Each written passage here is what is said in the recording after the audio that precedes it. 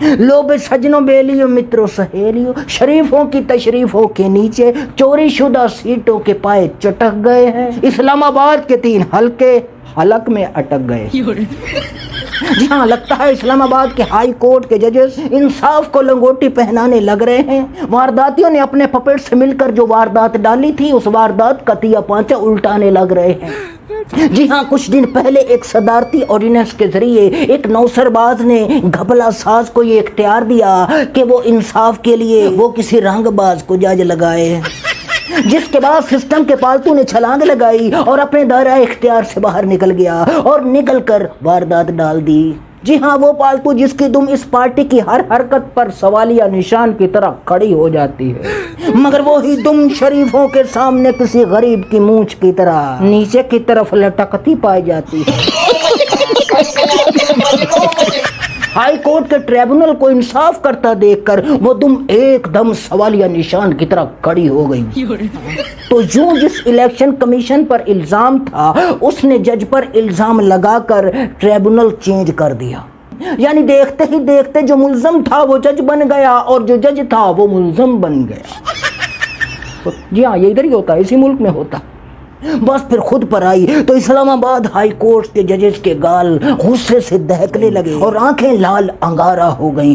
بس پھر وہ الیکشن کمیشن پر گرجنے لگے، برسنے لگے، دھاڑنے لگے، انہیں لتاڑنے لگے کہ تمہاری جرت کیسے ہوئی ہائی کورٹ کے جج پر الزام لگانے کی؟ اس جرم پر مینڈیٹ چوری کے ذریعے جیتے ہوئے ایم این اے کو ہم 5 سال کے لیے نااہل کر دیں گے، توہین عدالت کا نوٹس بھجوا دیں گے۔ حالانکہ ایسے نوٹس پر ان کو گھنٹہ فرق نہیں پڑتا، اوپر قاضی صاحب بیٹھے ہوئے اور ادھر اسی اسلام آباد کے فیصلے کو پتنگ بنا کر ہوا میں اڑا دیا، بلکہ عدالت کے منہ پر چانٹا لگا دیا اور عمران ریاض کو حج پر جاتے ہوئے ایئرپورٹ سے اٹھا لیا۔ یعنی جو شخص گناہ بخشوانے کعبے جا رہا تھا، وہ گناہوں کی سزا پانے نامعلوم مقام پر چلا گیا ہے۔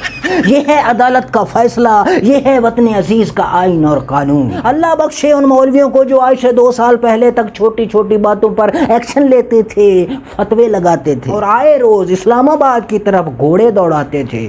انہیں خدا بخشے لگتا ہے اب وہ اس دنیا میں نہیں رہے، ورنہ دینی فریضے کی انجام دہی سے روکنے والوں کے خلاف ایکشن ضرور لیتے۔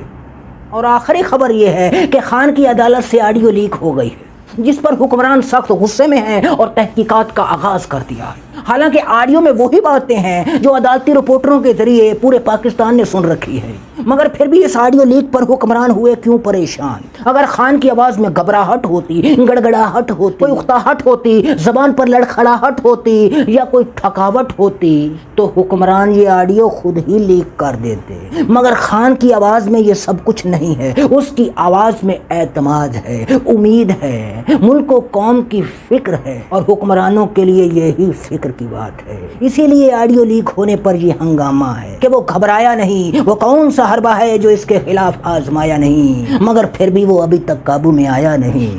سجنوں، بیلیوں، متروں، سہیلیوں، میرے کنٹینٹ میں کوئی کمی بیشی ہوتی ہے تو کمنٹس کر کے اپنی تجاویز ضرور دیا کریں۔ خدا ہمیں سچ بولنے، سننے اور سن کر برداشت کرنے کی توفیق عطا فرمائے۔ خدا ہم سب کا حامی و ناصر ہو۔